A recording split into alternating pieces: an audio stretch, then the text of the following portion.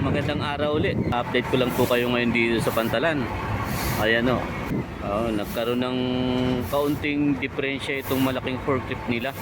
Kaya ayan naman o agad o. Meron namang nakaantabay agad na mekaniko. Mabilis po ang responde ng mga mekaniko nila. Ayan.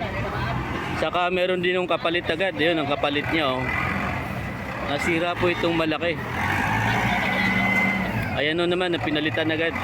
Kaya hindi naman napuputol yung operation ng Pantalan ng Iloilo. Nasa Iloilo po tayo ngayon. Ayan o. Bali ang driver nitong malaki, nandun lumipat sa maliit na unit. Meron din sila nakaantabay na unit pagka nagkakaroon ng sira. Ayan po, bilis lang. Napaandar na agad. Ito po yung nila, safety officer po nila yan dito. Mabilis din ang aksyon. Paalam muna sa ngayon, paalam.